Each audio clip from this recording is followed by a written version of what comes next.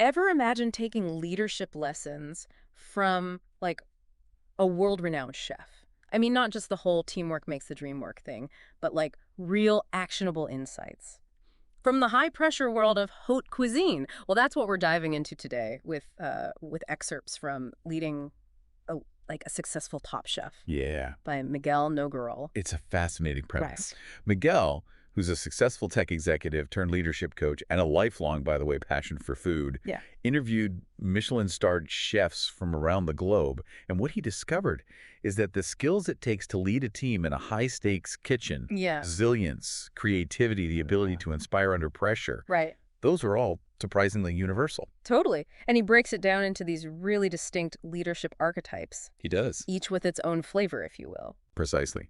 And the first one we encounter is the passionate nonconformist. Ooh. Now, before you picture someone smashing plates and yelling in French, Right.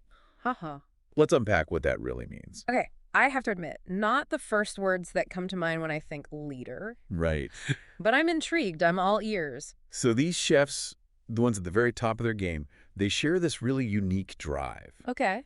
It's not just about loving what they do. Mm. It's about this constant striving for excellence, Right. pushing boundaries, refusing to accept good enough. Yeah. Think of it as like a relentless pursuit of perfection, even when it means challenging the status quo. So it's that nonconformist streak that really sets them apart. Exactly. They have a clear vision, Mm-hmm. a strong internal compass, and they're willing to take risks to achieve it, even if it means going against the grain. Can you give us an example? Someone who embodies this passionate nonconformist? One chef that immediately comes to mind is Martin Berasategui, Okay. a Spanish chef who holds an astounding, are you ready for this? Okay. 12 Michelin stars. What? 12. Wow. He started his journey in like a humble tapas bar, Wow. but he worked relentlessly, Ruh. viewing every experience, every success, every failure as an opportunity for growth. Yeah.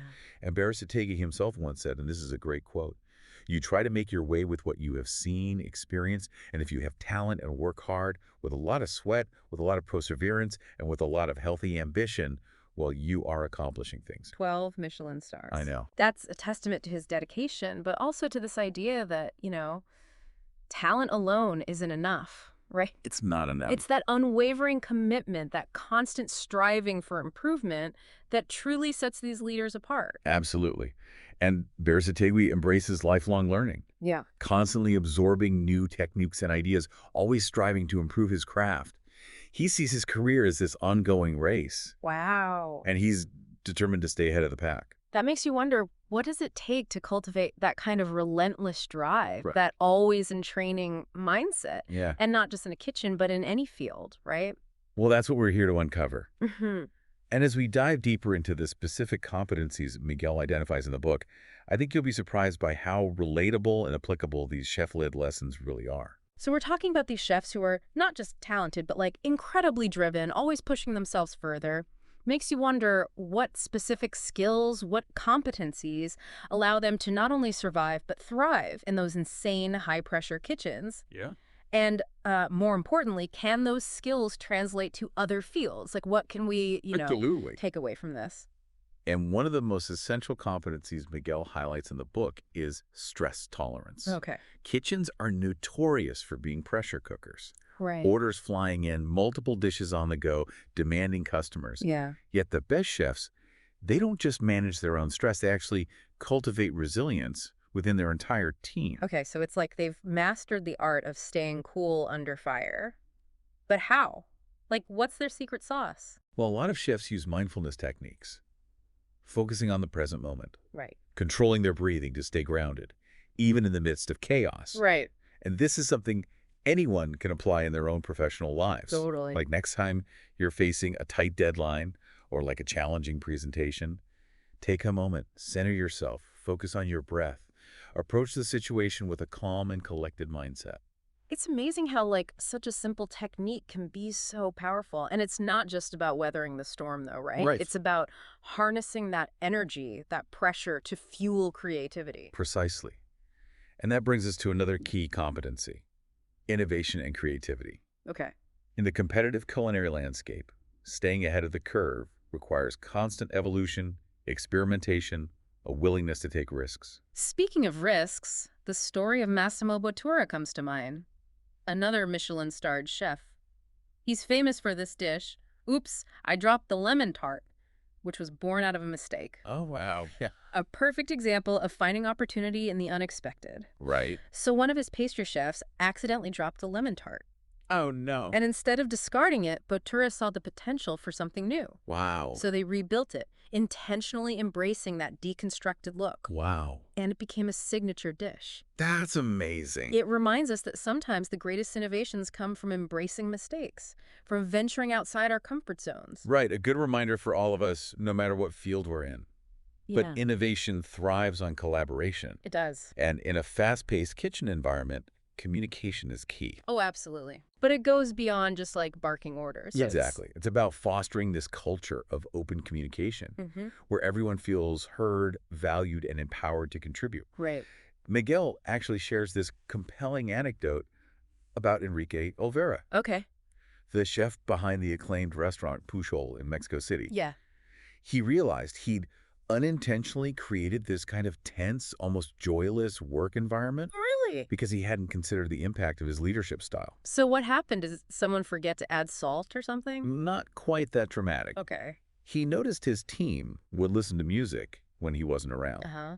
But as soon as he entered the kitchen, the music would stop. And he realized he'd been so focused on his own vision, on maintaining absolute control, that he hadn't created a space where his team felt comfortable being themselves. So what did he do? Did he like, I don't know, trade his chef's knife for a conductor's baton? He did something much simpler, but equally powerful. Okay. He encouraged his team to keep the music playing. Ah. And that small change, that shift in the environment, had a profound impact. His team was happier, more relaxed, Yeah. and their work, their creativity, it flourished. That's amazing.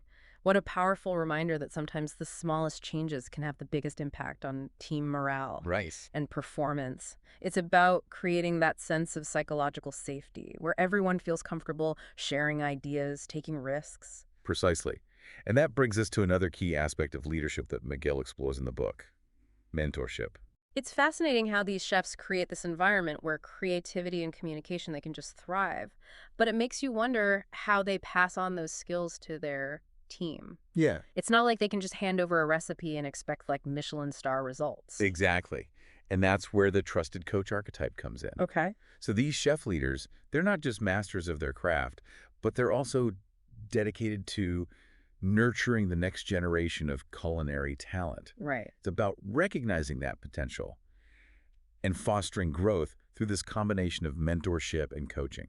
So it's this blend of passing down wisdom, providing hands-on guidance, but also pushing their team to kind of step outside their comfort zones, experiment, develop their own unique styles. Absolutely. Think of the kitchen as like a training ground, a culinary academy, where chefs impart their knowledge, their techniques, but also challenge their team to think critically, to find their own voices. Yeah. It's about striking that balance between guidance and empowerment. We talked about Barasatake's incredible drive, his always in training mindset. Does he also embody this like trusted coach archetype? He does indeed. Okay. He's known for his sponge analogy. Okay. He says, the teacher must ensure that the students wring out the sponge every day. If you forget to moisten the sponge, which dries out daily, the fault is not theirs but yours. Wow. So he really believes it's the leader's responsibility to create that environment where their team feels continuously challenged and supported. It's about fostering a culture of learning. Yes. Where everyone feels empowered to ask questions, to make mistakes, to grow, which makes you realize how crucial self-awareness is for any leader. Oh, absolutely. Like they need to understand their own strengths, their weaknesses, how their actions impact those around them.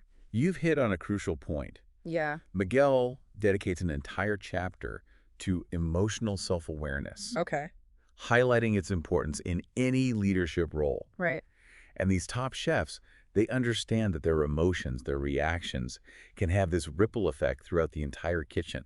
Totally. They've learned to manage their own stress, their own anxieties, Right. in order to create a more positive and productive work environment. It's like they've mastered the art of the emotional mise en place. Yeah. Having all their ingredients prepped and ready to go, so to speak, before they even step foot in the kitchen. Sound like that. But what happens when a leader lacks that self-awareness? Well, Miguel shares this cautionary tale of this brilliant but hot-headed sales leader Okay. whose lack of self-awareness created this really toxic work environment. Yeah. He was incredibly talented, driven, but his inability to manage his emotions, his tendency to lash out, to belittle his team, Yeah. it ultimately sabotaged his own success.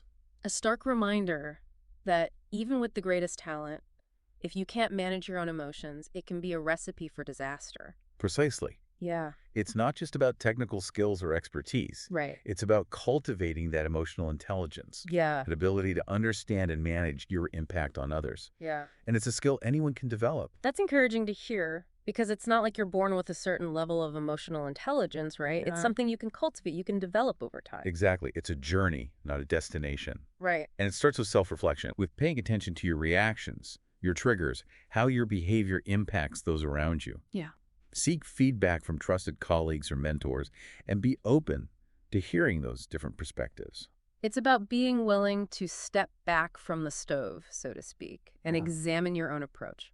I love that. We've covered a lot of ground today, from the importance of passion, resilience, to the power of mentorship, self-awareness. And it's amazing how these leadership lessons from the culinary world, they really can be applied to any field. You know what I find most fascinating is that the most successful chefs, they embody this blend of all these archetypes. Yeah. They understand that great leadership isn't about fitting into a single mold. It's about finding your own unique flavor. And that is a delicious thought to leave our listeners with today. As you go back out into the world, facing your own leadership challenges, ask yourself, what's your leadership flavor? What unique blend of skills and experiences do you bring to the table? And for more food for thought, make sure to check out Miguel Noguerol's book, Leading Like a Successful Top Chef. We've just scratched the surface of the insights he has to offer. And remember, just like in the culinary world, the key is to keep experimenting, keep learning, keep growing. Until next time, happy leading.